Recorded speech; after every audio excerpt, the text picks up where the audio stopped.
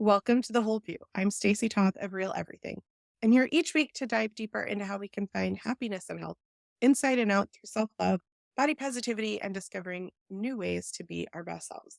And before we get started, a reminder this podcast is for general education purposes and is not intended to diagnose, treat, or advise any physical or mental illness. We always recommend that you see a licensed health professional accordingly. I also want to just mention I recognize that I sound like Stevie Nicks this week. Yet again, I was sick and I'm feeling much better. I actually sound worse than I feel. Um, but I love my Stevie Nicks voice, so I'm rolling with it. I'm not gonna fight it. And I'm excited this week. We are welcoming Dannie Lynn Fountain to the podcast, who has experience and knowledge in a number of areas. But for years, I have said on the show that weight discrimination is one of the few legally acceptable remaining ways people of size are marginalized. And today on the show, we have an actual expert who wrote the book on it. Um, Danny is an HR staffer at Google, a DEI expert, and author of Ending Checkbox Diversity, which is shining a much needed spotlight on weight discrimination in the workplace.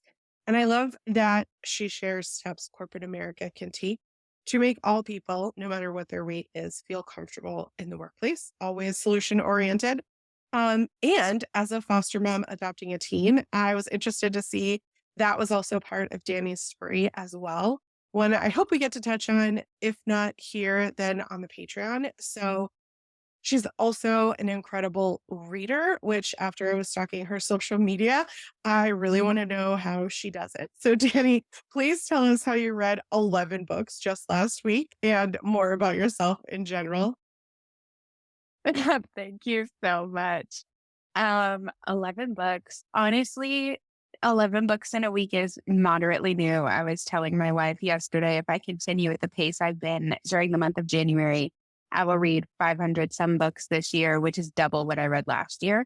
So honestly, there's something in the water. I don't know what's going on. That's double what I normally read in a week.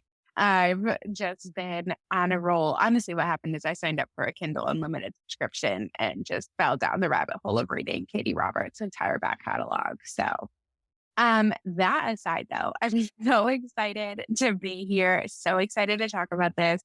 I am hugely passionate about weight discrimination. I've experienced it on both ends, and I've had the experience of meeting people who didn't know that I was one set size, the experience of traversing most of my career to date as someone of size and all that that comes with. Um, it's been a long road to get here, but I am excited to chat more. Well, maybe you could start by telling us like how this became a passion project for you. Yeah, definitely.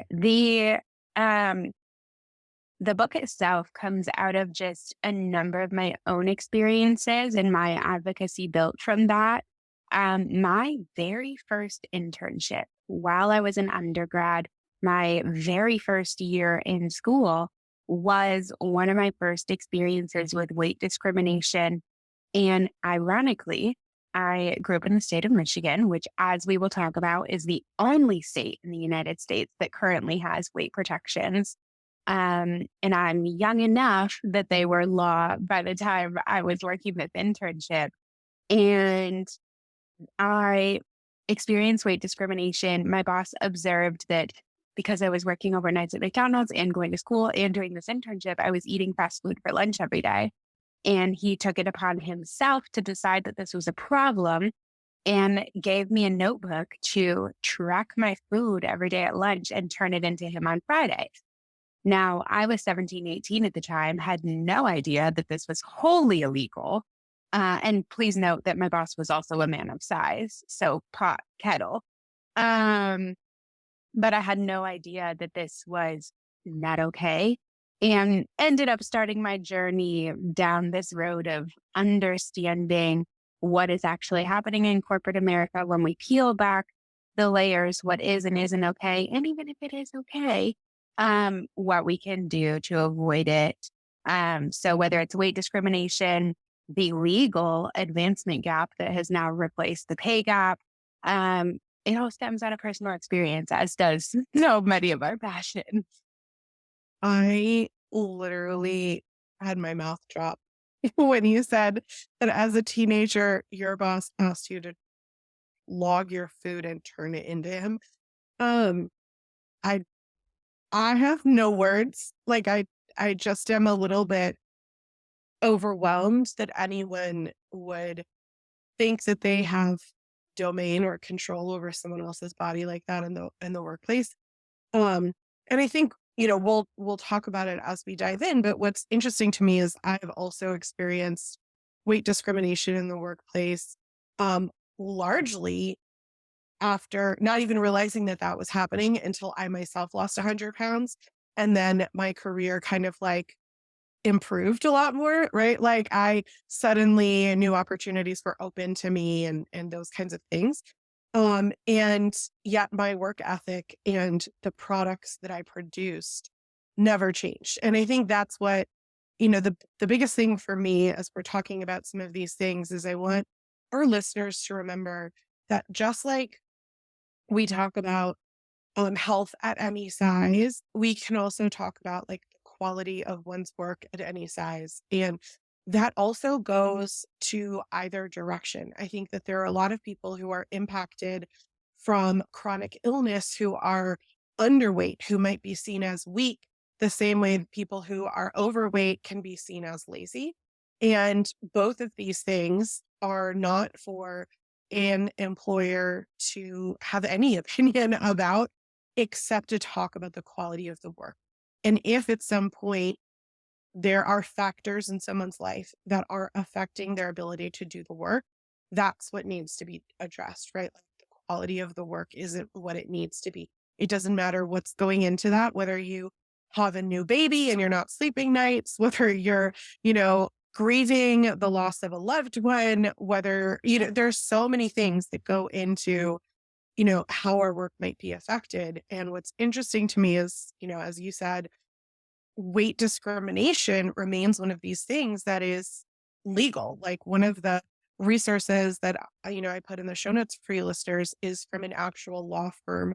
I actually used to do contract law. I worked closely with HR in working with a variety of people, subcontractors, creating contracts for people who are working on government site and all that kind of stuff.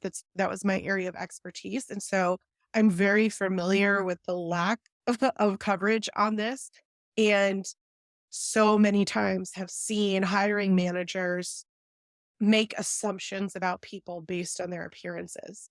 And where we see coverage of um, disabilities and those kinds of things, we do not have coverage for weight. And so I think maybe if we start with what even is weight discrimination, I think the difference between a bias and a discrimination is important.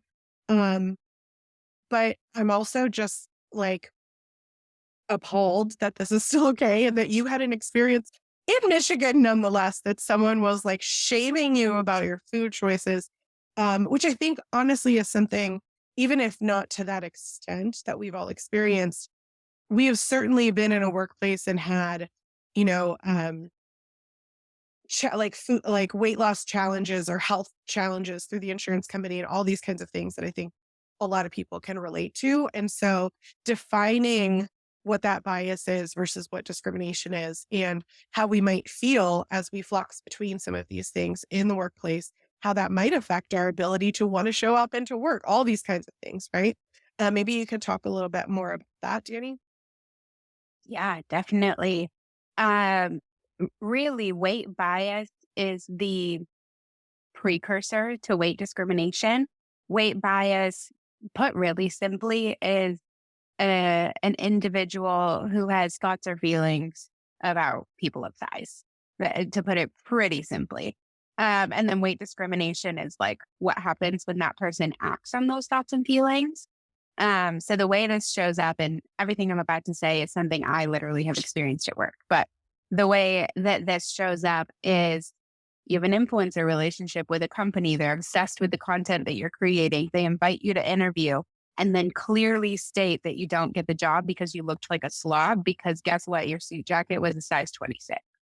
Or, or you are going out to lunch with your coworkers and you live in a big city and lunch is only 5 blocks from the office and you have to pay for an Uber each way to get to the 5 block away lunch and nobody else does. So a free lunch for everyone else is costing you $20 peak Uber time at lunch in a big city.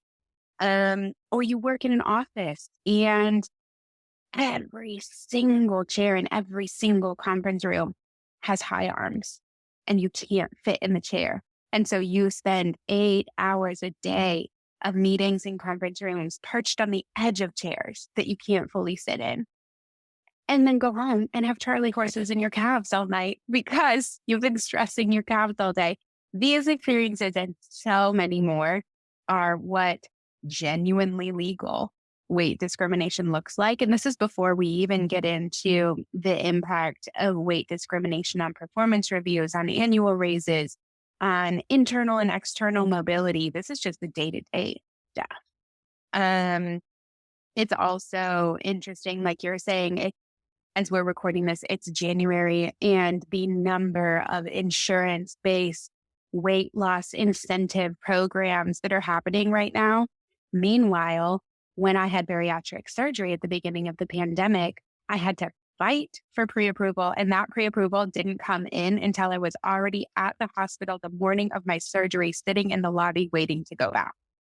Like that was the fight. It's just the assumption that weight bad must fix. And that, I mean, that's really kind of an overview of a much larger topic, but yeah.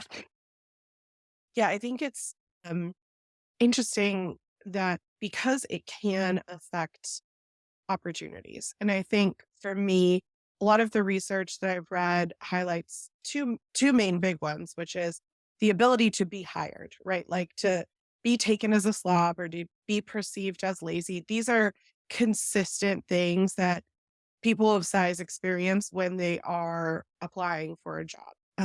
Assumptions about the work that they can do versus leaning on referrals or examples of work or, a variety of things that one could look at for the outcomes. Um, and it's perfectly legal, especially for small businesses, to say, oh, this person's going to increase my insurance premiums. I don't want to hire them. Whereas, if you disclose that you had an illness that was protected by the law, they couldn't say that.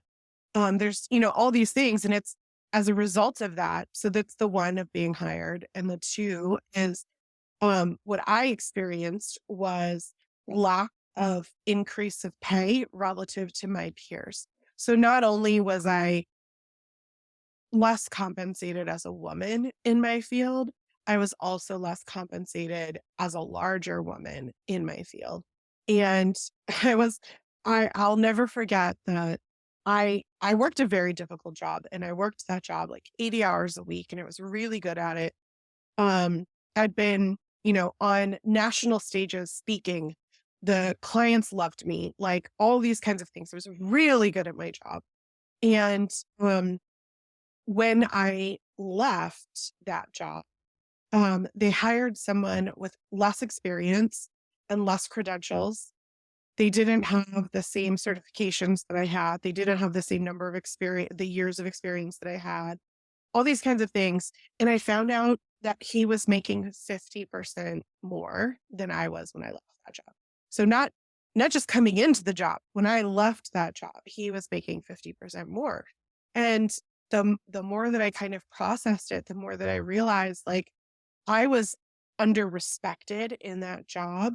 I had to constantly fight for people to see that I was good at my job, that like, here's a report on all the money that I saved you this year. Here's a report on all the money that I made you this year. And yet not rewarded in the same ways. And so for me, when I see that people aren't hired or people aren't compensated the same, it strikes me the way that I think a lot of people think of it, which is that it's a social justice issue. But ultimately, it really is a health issue because I talked extensively. We have two-part show, 471 and 472 of season 2, where we talked about the health effects of weight discrimination. And this is not just about the weight itself causes health issues, it's that the discrimination of the weight causes health issues. And I have references in the show notes, but I know that it was like 60% increased health risk after you remove for weight, after you remove for lifestyle factors like smoking. You can just look at how people feel and how their health is affected as a result is 60% increase of risk. And it's shocking to me because here we are and we're enabling the problem rather than addressing the issue, which is actually hurting people's health, which is the discrimination and the bias. We're not addressing those things. Instead, we're addressing, we'll just lose more weight and then you won't experience these things. That is like, so as you were talking, I just want to state, even as someone who is a larger person, I still am very biased. I still have these thoughts. Like, as you were talking about sitting in chairs, the thought occurred to me, and I'm like, well, yeah, me too, but I should have just lost weight and then I would have fit in the chairs. And I have to stop and reframe that thought process and say, no, like, I am deserving of a chair that is comfortable so that I can focus on the meeting that I'm attending in this meeting room instead of thinking about how much my hips hurt or how uncomfortable I am or what does my body look like contorted in this chair in this weird way? Are people paying attention to that? I can't think about learning and absorbing the meeting the way other people can because I'm focused on those two things. So I wanted to share some of the statistics that I found talking about how many people document issues with discrimination to kind of go along with what you were saying, which is that a 2011 study, and I strongly believe that this is under, um, this number is very underrepresented, and that if we did this study again today, we would find greater. But just for perspective, a study found that removing all other factors, that for each unit increase in BMI in women, we make 2% less. So if, for example, you have a BMI of, I don't even know what the normal BMI is, and I'm using quotation marks when I say that because I think BMI is stupid and doesn't mean anything. But let's say it was 25 and you have a BMI of 35, that's 10 points difference, which means that you can expect to make 20% less money. That's just like from a study that they were able to pull, taking all the factors out. And then from a 2016 study, they found that it is in fact true that hiring managers treat larger candidates less favorably than their thin counterparts. So to your point, Danny, like, they interviewed you, they loved your content and whatever, and then you showed up and suddenly like, nope, we'll go with this other person even though we like their content less or whatever it might be, because in their mind, there is a bias. Most people, myself included, don't actively think, oh, I'm being biased. I'm creating this problem, right? It's like you're thinking to yourself, well, this person, if they can't, um, dress themselves appropriately for an interview, then how are they going to dress at work or whatever the case may be? And a lot of people don't realize that, if you get a last minute interview and you're a person of size, finding a suit is almost impossible. I can't even tell you like how difficult, maybe this day and age, I don't know, it's easier, but I can tell you from years of trying to interview and going to customer client sites, it was so difficult to find appropriate professional clothing in my size. And so if it were a last minute interview and I couldn't like order online or go to the dry cleaners for the one suit that I had or whatever it was, it might be wrinkly, it might be whatever because there was only one option. Um, okay, so that's that. And then there was also a review for Harvard where they tested implicit weight bias. So this is where I find a lot of myself like reflected, where I am inherently, from a societal perspective, biased, and I have to stop and reframe myself. And they found that in early 2000s, and again, I would argue that this number would be much higher now. In early 2000s, there was a 40% increase in negative attitudes towards fat people. So while the implicit bias was measuring other marginalized groups, we could see that those groups actually had a decline in the bias that they were experiencing or discrimination, but there was an increase in what they were, the bias that was for people of size. And that's because it's not projected.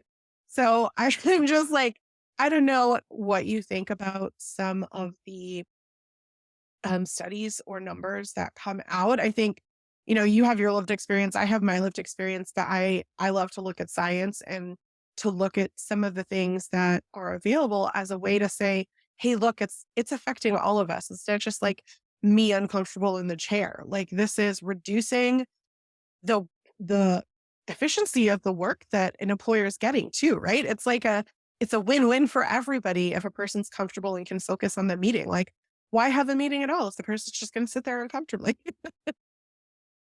Yeah, it's fascinating to me too how this trickles upward.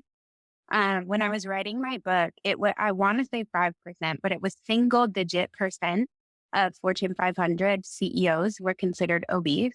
When inversely, looking at the American population, certainly that number is not single digit percent. Yeah, But yeah. I mean, if you've ever been on the internet in the past 20 years, the average size of an American woman is 14, 16, 18, something like that. So if the average size is unfortunately like considered obese, which again, I also agree that the BMI is crap. And we're not seeing that represented in C-suite positions. Or if you look around your workplace, I mean, pre-COVID, I started on my team. There were 11 people in my starting class of like little onboarding buddies. There were 400 people that started the same day as me. I was one of two people of size. That two of like 400 is not the average size of an American woman is considered obese. Um, so even, yeah, taking the statistics, even bringing it forward to today, because I completely agree. If you read these studies today, these numbers would be even more disparate than they are. But even looking around today, that's very much the reality, which makes no sense. I'm not, like you said, I'm not like any less productive. I'm not any less smart. Actually, when I got hired with a master's degree and was under leveled compared to where I should have been for having a master's degree. Like, yeah, this stuff is so frustrating. And because of fat phobia and weight bias and weight discrimination, it's one of the last bastions of legal discrimination because no one out there in authority is of size and is fighting for these protections 100%. So I remember in one of my corporate jobs being part of a health challenge. So I don't know who deems HR capable of being health experts, but they're not.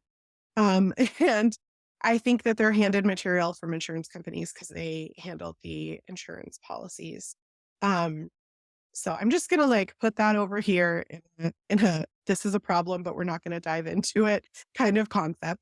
And I just remember like needing to go into the HR director's office to weigh on the scale and it being a thing. Anyway, so it was run by HR and we were all buddied up, right? Like we chose our partner. And my partner and I are so competitive. Like I am one of the most competitive people in the world. It's truly concerning. I've gotten a lot better. But at the time we were so freakishly competitive that he and I both like took laxatives.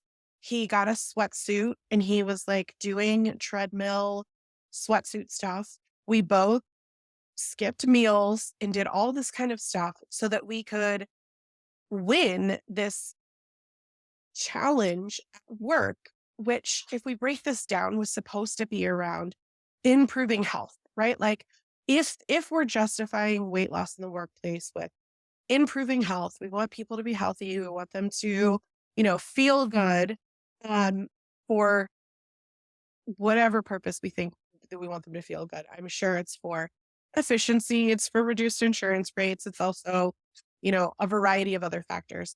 But if we say, okay, the goal was for people to improve their health, ultimately, he and I came out of that very much less healthy. Like we came out of that with disordered eating behaviors that immediately caused a rebound in our weight, right? As soon as we stopped those unhealthy behaviors, we immediately gained our weight back plus more.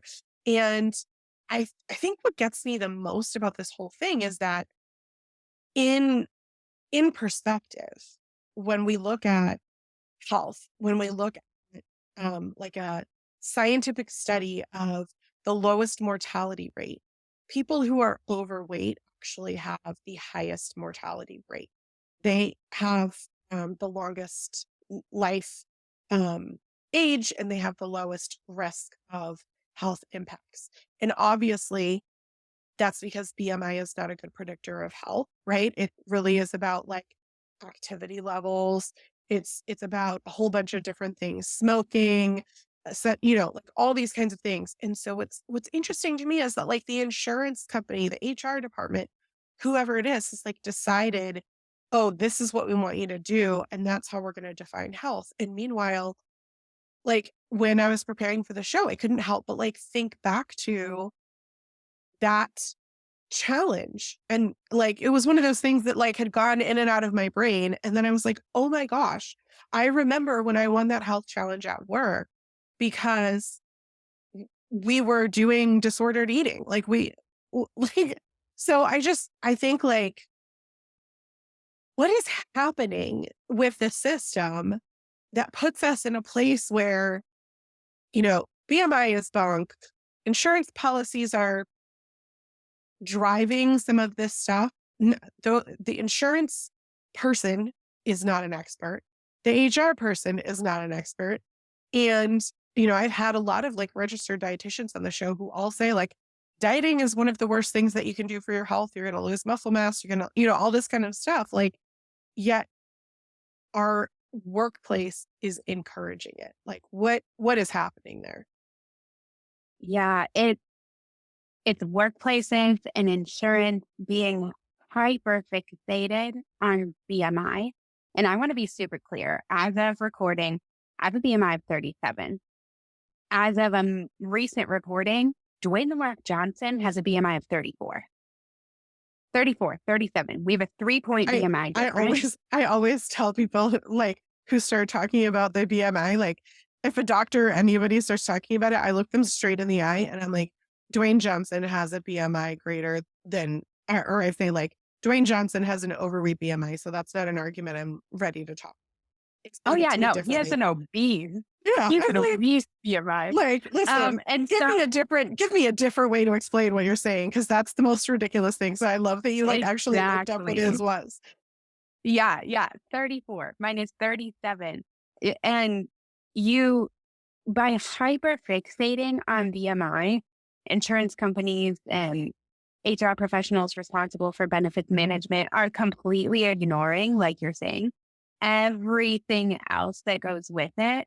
If you've heard of Noom, Noom could be its own podcast episode, but lots of companies are offering Noom or similar programs as a free insurance benefit. Like, we'll pay your Noom subscription cost if you use it. But then it's also like reporting that data back to your employer. And here's the thing, to your point, these programs aren't actually achieving what they're trying to achieve, which is, very frankly speaking, more efficient expenses for the employer and the health insurance company related to healthcare outcomes.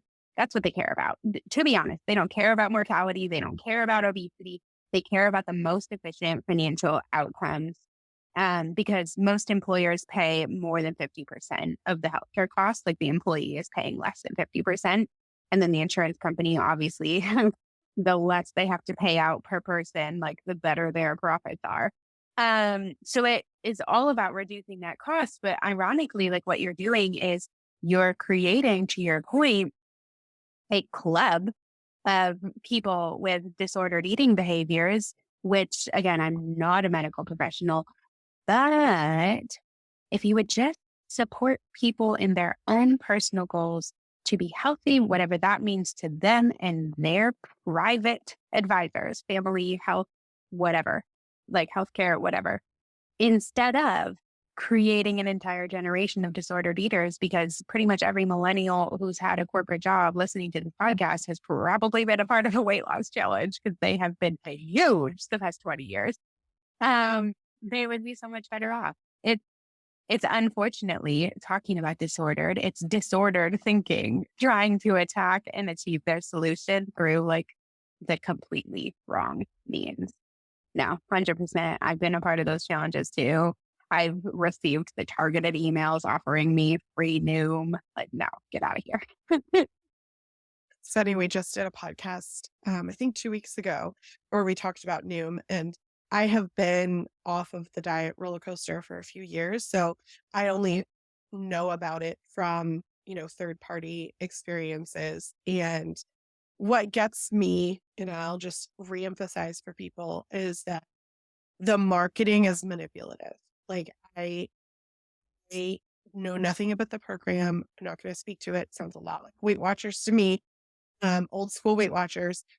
But like, let's just put it aside because I don't have personal experience to know. But what I can tell you is that if you're going to advertise yourself as not a diet, and then you're literally going to say the goal of this program is to lose weight, and you're going to restrict eating in any sort of way, that is by definition a diet.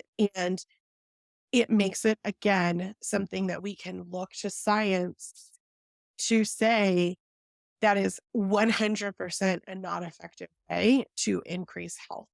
Like there has been so many studies that show that diets are not effective long term, and in fact they cause more problems than they help in creating disordered eating and losing muscle mass and, like water weight type things versus actually improving health and creating healthy habits and behaviors that we know are better.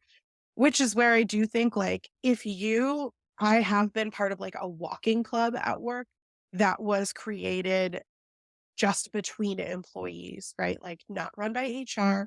We didn't record our steps. We didn't like, report our weight or anything. It was just like, hey, let's take our lunch hour to walk around outside when it's nice out.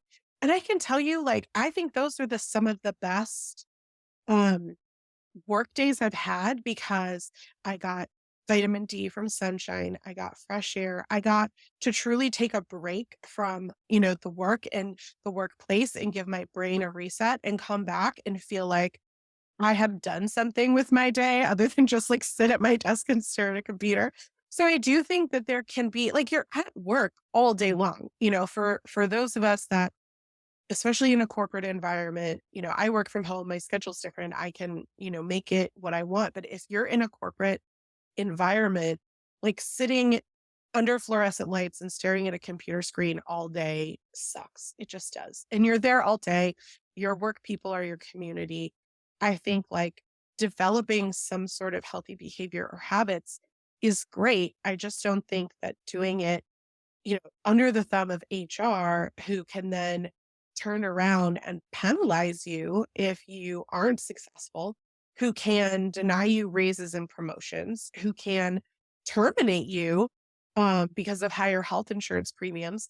All of these things are legal and allowed. It makes it difficult for someone to truly trust, right? Like if you're truly wanting to make change, like I wouldn't want to start in a place that could cause me harm. So one of the things that I think would be kind of interesting to look at is the difference between, okay, we know none of these things are protected from a legal perspective. However, the Americans with Disabilities Act does cover if there is any discrimination related to disabilities. So while an employer can uh, discriminate based on size, if there is an underlying disability because of the size, then the ADA can protect from unfair treatment. And I think, it's interesting because over the last couple of years with the pandemic, obesity is labeled like a disability, right? It's one of the increased risk factors for COVID, for example, and all this stuff, but it is not a protected disability just on its own. So I think I don't know how much, Danny, you have experience like looking at how this is maneuvered, but this is the only thing that I could tell when doing research that can be um, preventative or protective in any sort of way for someone. Yeah, yeah. The way that the ADA is written at times has its shortfalls, but when it comes to weight can actually be a huge upside because obesity is considered a chronic illness. Um, and so that means, again, BMI is trash. But if you have a BMI that puts you in the obese or morbidly obese category, all of a sudden, magically, for purposes of the ADA, you have a chronic illness.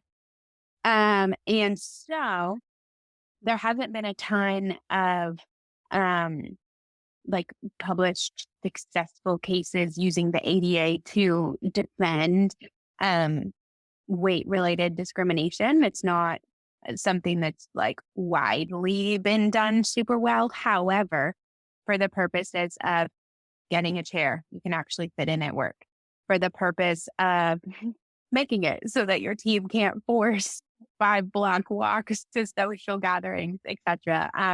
You can use the ADA to get weight related accommodations under the fact that obesity is a chronic illness.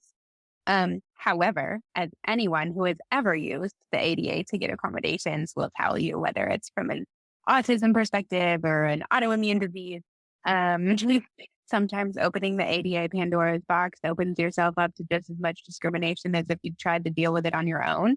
So it really is a mental calculus, basically, of yes, you 1000% can use the ADA as a tool to get support at work to try and like reduce the situation that you're experiencing in terms of weight discrimination.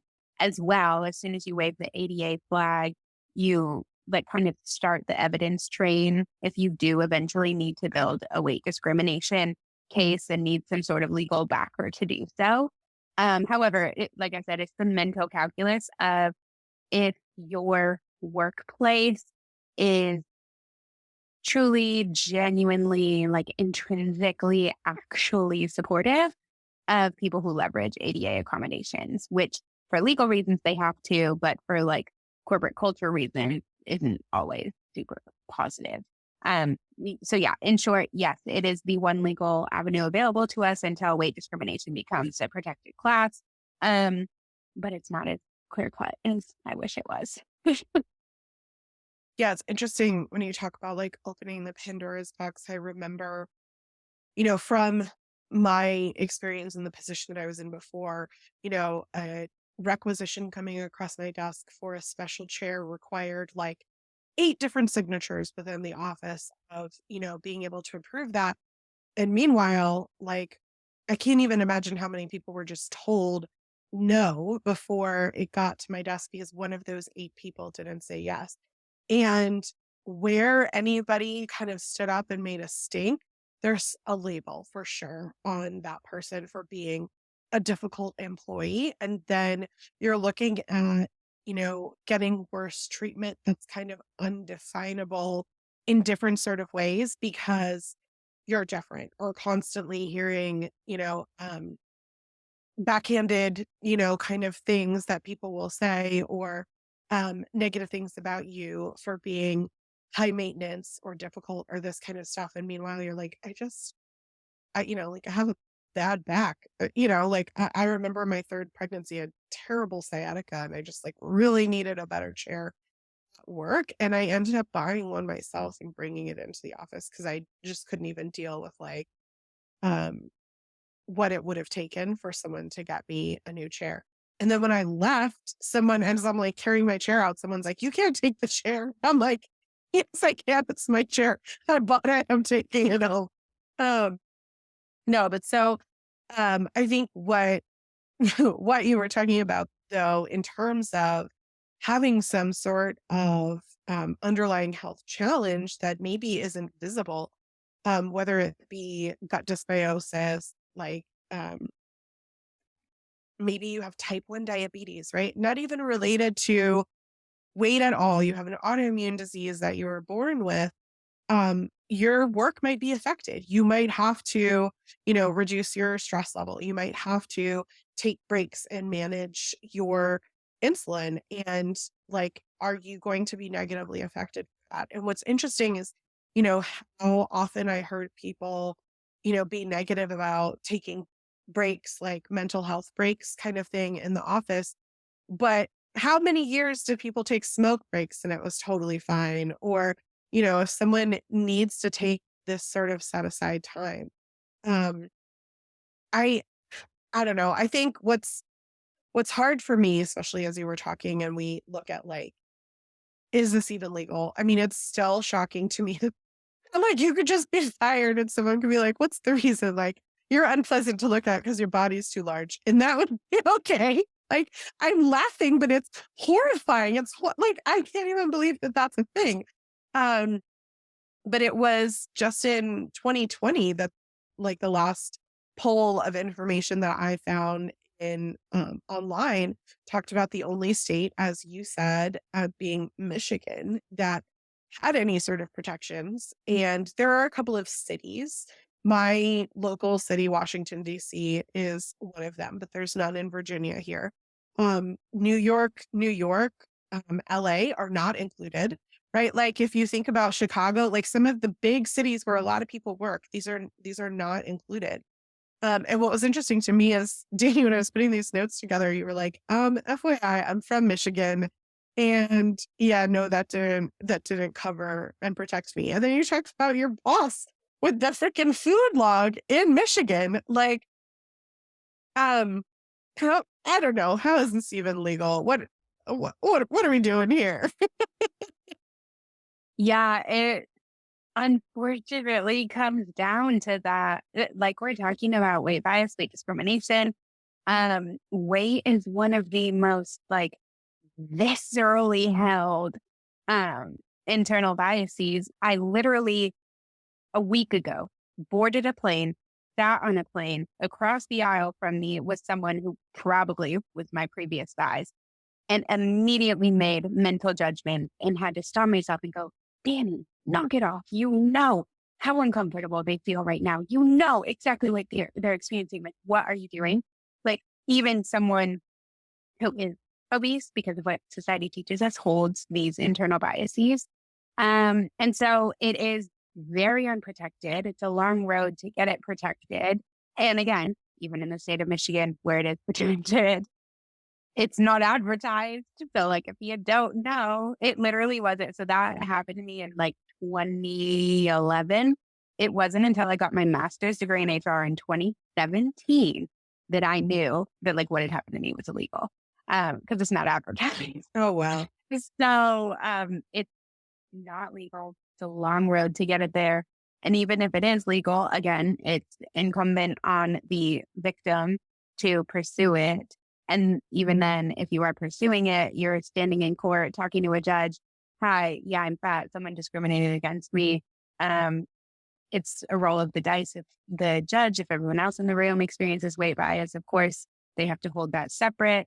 Um, but that doesn't always mean a win. So yeah, the long and the short of it is would love for it to be legal everywhere. And again, as those with chronic illness experience, those with neurodiversity experience, those who are not white experience, just because it's illegal doesn't mean they're safe. Yeah. And I think what compounds it for me is that this is the exact kind of bias that we end up internalizing for ourselves that then drives some of these negative consequences of weight discrimination, right? The bias gets internalized, and then we say, "Oh, I'm not gonna go to the doctor because the doctor's just gonna tell me I need to lose weight. He's not gonna address my actual issue.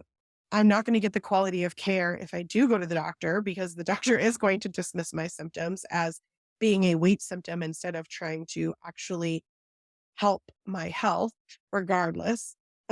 We can then, experience lots of long-term negative health effects from the stress of that, that cause negative health behaviors, right? Like, you could be doing healthy behaviors and someone says something that puts you in a state of shame, right? Like that, I think we've all been there regardless of our weight, right? Like if someone says something to you, um, like about your clothes, and you felt good about your clothes, and then someone like insults your clothes, you're immediately like, "Oh my gosh, I should go change. I feel awful, blah, blah, blah, blah, blah." Right? Like that's the same kind of thing happens to how we feel about our bodies and long term, that stress becomes um a health problem, a risk that then lowers our life expectancy, drives us to often exercise less because we're feeling shame about our bodies, like all these kinds of things that, as I mentioned, lead to a 60% higher risk of negative health effects if we pull out everything else related to the weight. Just the stigma and discrimination itself increases our risk of negative health effects. So I think the real question is, what can we do? Right? Like, I like to leave our listeners with some sort of actionable step that we can take to improve our lives and that of others, other than going and getting our master's degree in HR and trying to tell people, no, I'm not going to do a weight loss challenge at my office. What are some things that you recommend that maybe we can all, either for ourselves or for those that we, are around, either at home or in the workplace? I'm very much a burn it down person. So first, like, I want to say, take up space. Like, I, going back to the airplane, I can't tell you how many times I've gotten off an airplane in pain because I've like twisted my back or like hugged my arms to take up space. But I realized that doing so takes like internal fortitude that some days you just don't have the energy for. So what I will say is we are in a world of increasing remote work. The one upside of remote work is that you see my head and shoulder. And it is an opportunity for us to begin to try and level the playing field until um, this is legally protected. And then again, until someone's actually challenged it and demonstrated, hey, we're going to fight this. So remote work is a great way to protect your mental health and also um, achieve some sort of equitable income because you're not showing and telling people. Um, I mean, but obviously we have faces, we have shoulders, so that still exists. But basically, what I'm trying to say is there are avenues to subvert the illegality of the situation, as it were. Um, but at the end of the day, it's protecting your mental health, identifying other avenues to hold self worth. So that way, I'm preaching to the choir here because I do this, but like you're not finding your self worth in your job, in a job that's not valuing you appropriately. Um, Moral of the story is there's a lot of work we have to do to protect ourselves until protections do exist. And I'll end just by saying I acknowledge and name that that is crappy. Yeah, I think self advocacy is always something that I encourage. I want to empower people with information. And in those moments, like, can be incredibly difficult, if not impossible, to advocate for yourself. And also, I would say sometimes retrospect is actually beneficial, right? Like, instead of like having a moment when you're still emotional, but being able to kind of like step back and a couple of days later, go back and address either with your manager or with HR, with the person directly and say, hey, this thing that you said to me, it hit me differently. And I just want to make you aware in the hopes that, it can help others. Or, saying to HR, hey, can we get a few armless chairs for the conference room? That would be really beneficial. for my comfort, or, frankly, armless chairs are less expensive anyway. There's a lot of different ways to approach it in a more nonchalant sort of way once we've removed the emotion from it. Some of the things that I found online that I thought were really interesting is there is a test that you can take online to test your own implicit bias towards fat individuals. And I know for me, if I am someone who's educating on this and I'm someone who is in a larger body and I still have this bias, like I've actually increased my social media to have it be a lot of people, especially fashions. They're just like trying on clothes and I'm seeing them in their underwear and like I'm just seeing their bodies exist. So that it feels more normal for me. I feel like if I still am having implicit bias after doing all those things, I know a lot of us are. And the only way to kind of work towards improving that is to like be aware and then work towards reframing. Like it's not something that happens overnight. You just have to kind of like make yourself aware. And so I feel like that task could be really helpful. Um, I also think that, when you're looking at stock images for your PowerPoint presentations, looking at some that include diverse individuals, whether they be people who are, differently abled, whether they're in a larger size, whether they're people of color. I'll never forget like the first beauty campaign that I saw where someone was in a wheelchair and someone had a hearing aid. Like I wanted to purchase from that brand because I loved how inclusive they were being. And so, we can, on any level that we have control or influence over, do those things ourselves. So, I loved kind of those ideas, but I think also, if you have an ability to impact, if you see someone else, not able to attend corporate events because it excludes them in some sort of way from, their ability or their access, maybe suggest something else. Like you don't have to call it out if you're worried, like, will that make them uncomfortable? You know, I know I never got invited to go golfing with the guys. I was perfectly capable of going golfing, not that I wanted to go golfing, but like that was a way for them to exclude me. And I really wish that I would have spoken up sooner. They would take like Vegas trips and go to strip clubs and stuff. And I never got invited because I was the only girl on the executive team. Um, and again, I really wish that I would have kind of spoken up sooner and been like, hey, I either want to go to those things or we need to find activities that can be inclusive of the entire leadership team. Um, and so had someone done that for me, right? Like had I leaned on somebody else in the executive team to speak up for me, I think it would have been really impactful too. So the other thing that you can do is, be that advocate and that ally for other people when you have an opportunity to kind of speak up for them. So, okay, Danny, anything else you want to add that I missed there? No, you nailed it. Those are much more productive suggestions than what No, I talked out there. no, it's a good yin and yang here. So, listeners, if you want to find Danny and see everything that she's reading and everything she's got going on, you can follow her on Instagram. I'm going to put it in the show notes because it is DANNIE Lynn Fountain. And you also have your own website, DannieLynnFountain.com. And your book, Ending Checkbox Diversity, is available anywhere people buy books now. We'll put a link in the show notes for you if you want to check that out. And listeners, I just want to remind you, we'll be sharing what we really thought over on patreon.com/the whole view, which is the best place to ask questions to. I actually have a book club through my Patreon, Danny. It's called the Naughty Book Club. It's only $1 a month. So I love reading books. I do not read 11 a week. I feel good about one a week. So, I don't know what you got going on, but I need to osmosis some of that skills. But Patreons, you can, listen to the follow-on show. You can join the book club. And all of that is a great way to support the show. But so is leaving a review and hitting the follow or subscribe button in whatever podcast app that you're listening, so that others can find us as well. And we put the list of resources. There's an extensive list of research and all kinds of things in the show notes available for you at realeverything.com. And I want to thank you for tuning in today. We appreciate your willingness to be open to growth through your own personal change because no one is perfect, but in listening, learning, and unlearning, we can become better versions of ourselves. So thank you so much for joining us today, Danny. Thanks for having me.